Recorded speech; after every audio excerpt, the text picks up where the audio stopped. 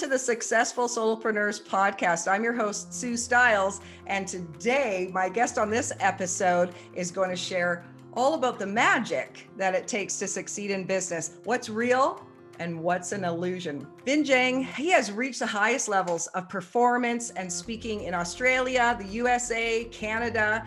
He teaches others how they can succeed at the highest levels. Vinh is a keynote speaker, an entrepreneur, and a real legitimate magician. Nice to have you here today. What else do we need to know about you, Vinh, to get the most out of our conversation? Hi, podcast listeners. Welcome to Mind Your Own Business. Parentheses, yes, the title has changed from last year. I hope you enjoy the honest business advice and personal stories of mistakes and magic.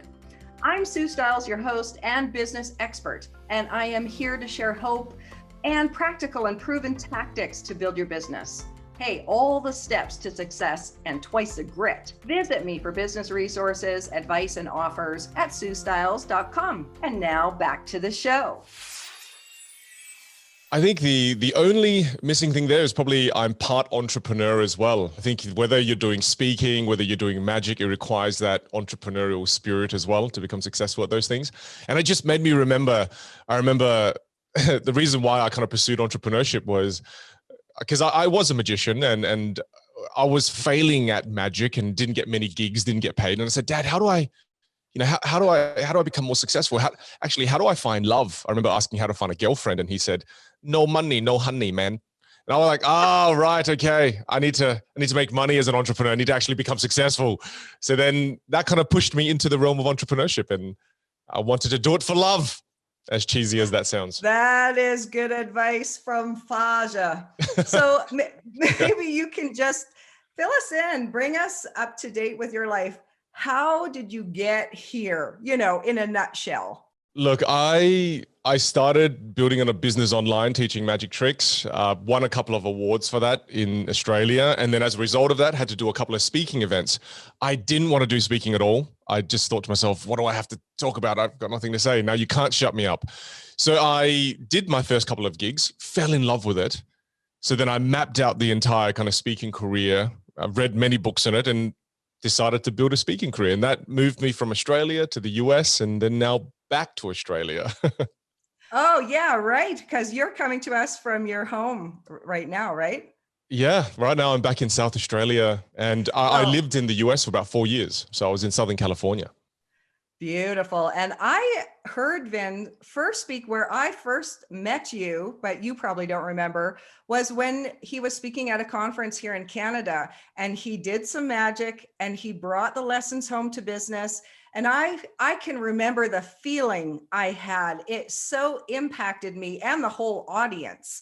So I want you to share some of your wisdom with us today. And maybe we can start, with you've moved continents, you've moved cities. What is the best way that you have found to get new business, to get clients, find clients? This is a huge problem that solopreneurs and entrepreneurs run against. Look, and it's something I still face myself, right? The first important thing to keep in mind is my mentors always tell me this kind of analogy. They say, Vince, stop playing checkers and start playing chess, right? And what they mean by that is be more strategic with what you're doing. Spend more time being more strategic as opposed to just doing the same old thing that everybody else does. So for me, when I kind of first landed in America and I had to kind of build my speaking business from scratch, it truly was, nobody knew who I was. I had to really think about what are the core strategies I'm going to use to get in front of my audience, which were the speaking bureaus. So to me, let's use that as an example. I did a lot of research and realized that speaker bureaus, agencies that book speakers. So the more of them that have me on their books, the more successful I can be as a speaker. So when I did research, I realized that all the speaker bureaus in the United States and Canada and parts of Mexico, they all gather once a year, 80 of them. They gather once a year for a conference. And at this conference, they have 4 slots for speakers to speak for 15 minutes each. And that's a way they discover new talent and who they should bring on their books. Because the good old normal way of sending an email saying, hey, I'm a speaker, can you put me on your site? Doesn't work. Yeah, it doesn't work because I've tried it many times. So to me, it was sitting down and really trying to understand how to play the speaking game and finding strategies that are more impactful. And that's where, again, I go to the 80-20. What are the 20% of strategies that's going to get you 80% of the results, instead of doing the 80% of strategies that only get you 20% of the results? So those two things really helped me become more effective, not just busy. I love to keep that in mind, that Pareto principle. And yet so many of us, we'd rather throw, $50 behind a Facebook ad strategy that's in the bottom 1% than, pay attention to the top percent. Well, because it's easy to do those. It's easy to throw the $50 at that. It's easy to, send that message via email that everybody else is doing. It's easy to do those things. To be more strategic is actually a lot harder, because then I had to think, well, who do I contact at this event that brings all the bureaus together? So for me, I had to be very strategic, because then I thought, well, I should reach out to the person who organized the conference last year as opposed to the person who's organizing it this year. Because the person doing it this year is probably being, and true, they just get flooded by emails by speakers. So again, you just have to sit and strategize as opposed to just reach for the first and obvious thing. I love that. I hope everyone is listening and thinking to yourself, how could I be more strategic in reaching out and growing my business? I just love that. Now, if you've tried a lot of things, I could imagine maybe you've tried some things that didn't work. Do you have one of the worst things that you've done to try to get business? Look, I have heaps. I have a lot of different things, but to me, the most cringy one is when and I'm sure maybe some of the audience members, who are listening have done this before too, but I just spammed my LinkedIn network with generic messages of saying, hi, great to connect with you. These are my services. Here's my site. Can we set up a time for a chat, right? And I just had lots of replies of people coming back to me saying, Vin, this is actually really gross. You've just connected to me on LinkedIn and you're already trying to sell me. And I just remember going, wow, but I pushed through and I kept doing it. But the more I did it, the more gross I felt and the more negative feedback I got. I did lots of those. I did that on LinkedIn. I did that via email. I did that on social media. I did all of it. And it was because I didn't know the right way to do it. Yeah. And I saw other people doing it, and it's why I was doing it, because I thought, oh, that was the right way. This is how you do it. But now, turning that kind of horrible story into a better one, now I'm way more strategic on LinkedIn. Now, when I reach out to somebody on LinkedIn, it's very purposeful, because what I do is training related. So I look for the training director of a company. I reach out to them. Then I send them a customized audio message. But before I even send them the customized audio message on LinkedIn, read through their last 5 or 6 posts. Get a really good idea of who they are and what they do and maybe their opinion on things, and just go, hey, yeah, I read your last 3 posts. I think it's really interesting that you're focused on building your team's EQ. I think that's fantastic. Look, I'm connecting with you because I'd love to have a coffee with you. I'd love to see if what I do and what you do, if there's any collaboration potential. But send the voice message, because if it's text, it may not be you. It could just be a VA that you hired. But if you do voice, it is you. Yeah. You've taken the time to read their posts, and it creates a genuine connection. Totally. And it sounds so silly, but it works so well. Hey, I'm a fan of simple excellence and best practices that often we just don't do them at a high level. I would love somebody to reach out to me in that way rather than the way they often do. Vin, you sound like a very smart guy, but I'm wondering, did anyone help you, or have you had to hire experts along the way? Is there anyone that's helped your business come along to where it is today? Yeah, thank you for saying that. Sound like a smart guy, but not actually. Just learn via trial and error. That's what I'd say. But yeah, look, absolutely. I mean, from me having the studio you see behind you, I built this whole set with help. And it was one of the hardest things to learn in business, was that don't try to do everything yourself. I mean, especially like you say, solo entrepreneurs, right? We've got to be so careful, because there was a point where I started taking pride in, I do everything myself. I'm a, one-man show. But I've learned it's much easier asking for help. So I got help from lighting experts to build a virtual studio. I got help from streaming experts, from camera experts, from switching experts, from microphone experts. And I probably paid about $4,500 in consulting, but that got me to where I am within a few months last year. And then all of a sudden, within a few months, I was getting clients booking me for virtual events where I was doing keynotes for people all over the world. And $4,500 has made me a lot of money. Yeah. So I could have tried to fumble my way through it and probably end up doing a shit job, or just pay the money, pay for the expert help, bring the experts in, and you can become world-class in a matter of months. Yeah, really fast track that whole role. I just got a new camera. If you're watching this on my YouTube channel, and Looks just great. got, a microphone. I never had a big mic like that, last year. We've all had to improve, but good for you for reaching out. It takes money to make money. If you take your business seriously, you act like that. And I think that's a good message for people to encourage that. Not only in the virtual setup, but I remember having some issues with learning how to market on Facebook, etc. So again, I just hired a consultant, brought them in, and they helped me create the right campaigns, and they monitored it. And again, I think often we're very reluctant to spend the money when we're starting out, and I understand, because we want to be conservative. Yeah. But you've got to invest in the business, especially invest in your way of thinking and your knowledge. And sometimes you need an outside person to come in. Yeah, And, metaphorically slap you in the face. Yeah, a bootstrap solopreneurs is the title most of the time. And, we all get it, which is why when we can listen to an expert like you, come on, let's get the wisdom and experience out of that. And that'll take somebody a little bit higher to the next level where they can hire help. There's that African proverb, right? That I think makes sense right now. If you want to go fast, then go alone. If you want to go far, we go together. Yes. And we all know that business is a marathon, not a sprint. And if you know it's a marathon and you want to go far, you best find some good and smart people to be able to engage with. Well, so if you look back, in hindsight over business and what you've learned, do you have some advice that you could share with entrepreneurs starting out? Someone's starting to build their own business. A lot of people have got laid off or switched jobs and are starting their own businesses. Yeah. What would you say to them?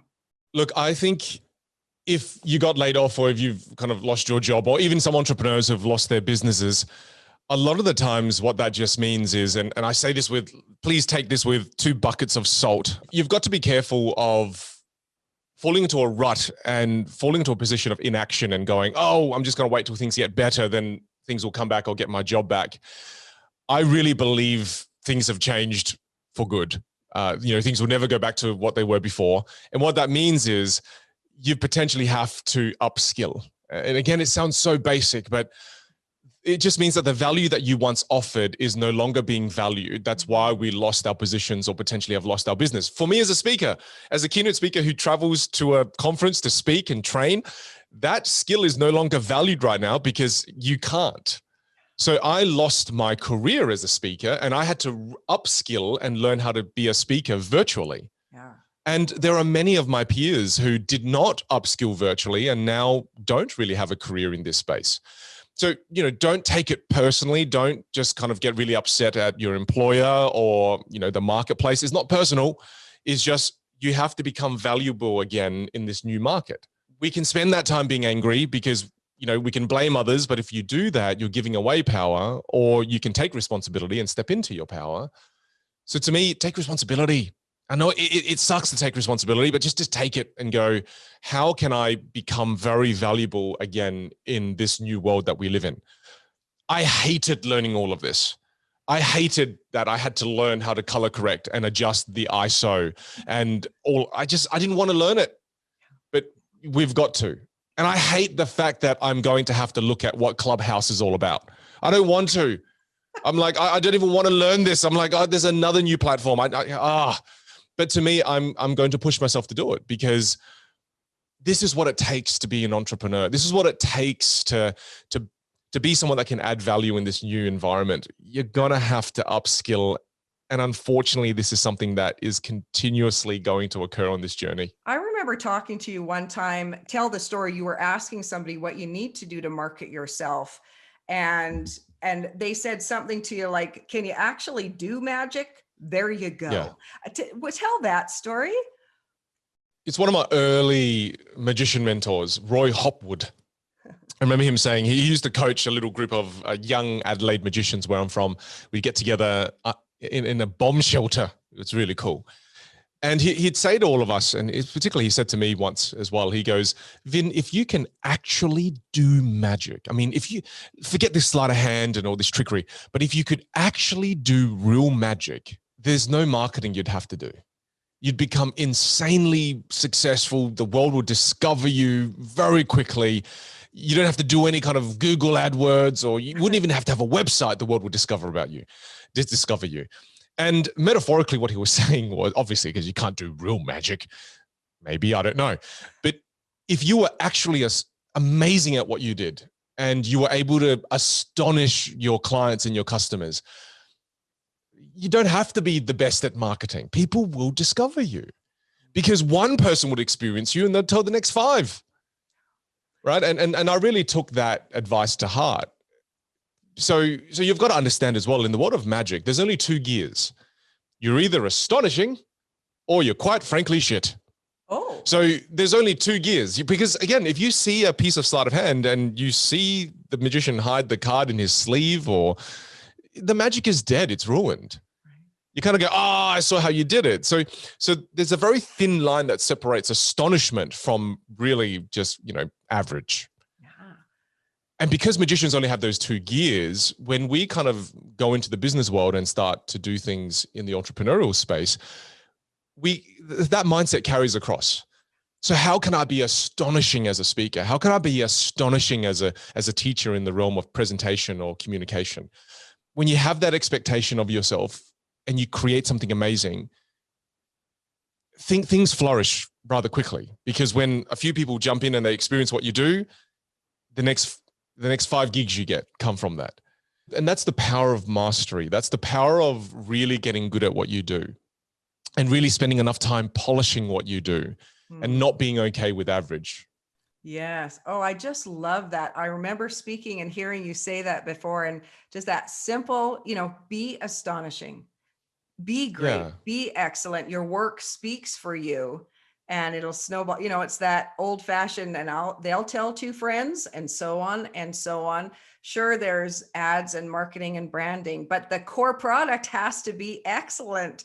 And let's be super pragmatic about that, because it's so easy to say, be better, be astonishing. It's so easy to say that to people, but the pragmatic way to do that is you first have to be crap. Like the price you have to pay to become great is you must first be bad. And then when you're first bad, that's okay. That's not a representation. That's not the final product. That's chapter 1 of your story. But each time you do what you do, regardless of what it is, have the expectation that it has to be 5% better.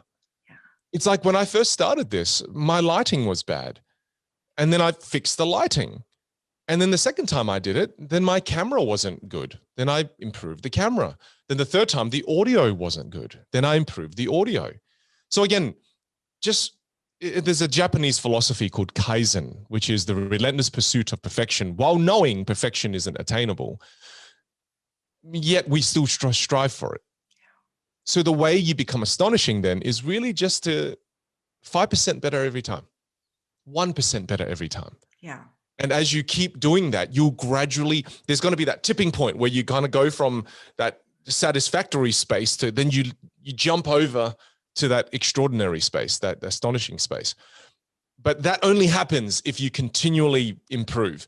Whereas I find most people get to a 7.5 out of 10 and go, that's good enough. Now I'm going to focus on the marketing. Now I'm going to focus on this. Look, that's great, but you don't get that exponential growth. The exponential growth is when you market something that is a 9.5. That is a 9. Keep on trying. You can't get to 9.5 unless you start at 1. You're at that level. I know you're a very humble guy, so I'll say it for you, but you're world renowned, really. We can say your videos, your YouTube channel, your website, everything is just so excellent and enjoyable. Can you share an experience that you've had along the way that we might benefit from? Any kind of business stuff. I'm just loving where your mind is going with your knowledge and the capability that you offer people, what what you share and teach about even now. Share an experience with us that we can mull over ourselves. Well, look, I often when I reflect on my journey, I just remember the first time I experienced magic when I was young. And there was a magician named Ray Crow in South Australia, and he was a busker. He's world renowned now, but at the time he was a busker, busking for money in the city. And I remember the first time I saw him in the city performing magic, it kind of blew my mind, because as a kid, I was about 9 years old, I had rules for reality. Things can't float. Things can't magically appear. There were rules in this reality that apply to everyone. And then there was this man in the city who seemingly defied all the rules. And the rules of reality didn't seem to apply to him. He could make things float. He could make things appear. He could make things vanish. And there was a very special moment for me when I reflect, and this is probably just me kind of glamorizing it with memory. But to me, that day, something kind of clicked in my head, and it meant that there are people who follow the rules and the laws of reality and everything kind of abide to them. But then there are these group of people who seem to defy all of that. And what that taught me was that reality is negotiable, that you can negotiate what you want in this life, that reality doesn't have to be set in a certain way. It's truly, you can negotiate it. And I often get a lot of imposter syndrome going, oh, I don't deserve to be here. Oh, these people shouldn't work with me. I'm a nobody. But then the realization that there are people who are less qualified than you, who are less experienced than you, doing this anyway. And all those lessons and combining it with one extra one of that, nobody truly even knows what they're doing anyway. Everyone in a way is kind of making it up as they go. And I've met very successful people in the US that have said to me the exact same thing. So to me, I kind of come back to Australia now, having met these great people, having had those experiences when I was young, truly understanding now that everyone's just kind of making it up as they go, and reality is negotiable. So why not negotiate the reality that you desire? I know it's kind of, I'm erring on the statement of anything is possible, but I genuinely believe it. I think it's a very useful belief to have. I mean, otherwise, what's the alternative? Nothing's possible for me. I mean, you talk about, and some things are real and some things are just an illusion, but we believe them as real. But I just watched an interview with Lady Gaga and Oprah. It's from last year, but Lady Gaga says, she was so shy and didn't believe in herself. She was bullied a lot. And so she created this persona, Gaga. Right. And she pretended, she made the illusion until she became that, or it became her, they're together now. And I was really hit by that it's interesting. She created the reality she felt inside her because she needed to share her gift. Yeah. And that's the whole, that's the whole people say, fake it till you make it, right? And here's the thing too. While there's one person like Lady Gaga, there are thousands that didn't make it who also followed the same philosophy as Lady Gaga, right? Again, what's the alternative? Do you want to at least try, or do you want to just settle for mediocrity? And yeah, I just feel like, well, it's worth trying. It's worth giving it a good crack, as we say it in Australia. Like, give it a crack. Why not? Especially if you're an entrepreneur. And for me, this is for entrepreneurs, because I have a lot of entrepreneurs who are quite young reaching out to me, who are often in their 30s, sometimes even 40s. I just say, look, if you have the opportunity, give it a go. I had the opportunity to sit on, I really wanted to learn from a mentor of mine. His name's Adam Chaya. He created Siri for the iPhone. Okay. And I was lucky enough to sit on the train with him to work, and then wait for him all day at work, and then sit on the train with him again back to his house. And on that kind of journey, he taught me something really interesting. He said, Vin, a book has many chapters. A good book has many chapters. And just like life, you have chapters in your life. And there are times when you have to end a chapter and begin a new. And there are times when you have to let go of that new chapter and begin another one. what makes an exciting life is a life with many different chapters. And he at the time was about to end a contract with Samsung, and he was about to do something new. And he thought, what could that new thing be for me? And what he did was he wanted to become a magician. And he goes, I think an exciting book is when you start a new chapter that no one can see it coming. And he got onto Penn and Teller Fool Us, and he's pursuing a career in magic at the moment. That was so inspiring to me because I thought, I'm a speaker. I'm forever a speaker. But at the time, he encouraged me to start a new chapter in becoming a teacher to teach, because I wanted to teach communication skills. But I was like, but I've spent, 6 years being a speaker already. I've got great traction. I should keep going. And he goes, no, that's a fallacy. A book with one chapter is a boring book. Yeah. And he was already up to like chapter 6, chapter 7 of his life. And he's changed careers drastically each time. And it was amazing. Oh my goodness. But don't be afraid to change chapters and end one and begin a new one. I think, was it you that said that to me? Don't confuse the lack of knowledge with your lack of capability. True. You can learn it. You can learn it. Yeah. And you've shown us the magic and the capability. If people want to connect with you, Vin, what are you doing now? Where can they find you? How can you help? I teach communication skills. So I teach presentation skills, storytelling, body language. If you ever want to join me for that, I teach virtually now. So I run a virtual class once every couple of months. You can find me on LinkedIn, connect with me on LinkedIn, connect with me on Instagram. I'm at AskVin, AskVinH. Send me a message there and I'll send you the details. Well, I will have all your contact info in the description. So look Vinh Giang up. He's awesome. And if I could sum you up in one sentence, I would say, if you become magical, it's impossible to lose. And so entrepreneurs, get astonishing. Take some of these to heart. I really appreciate your time today, Vinh. Hey, my pleasure. It was lovely chatting to you, Sue. All right. We'll see you on the next episode of the Successful Solopreneurs podcast. Go and maximize your business results. Bye for now.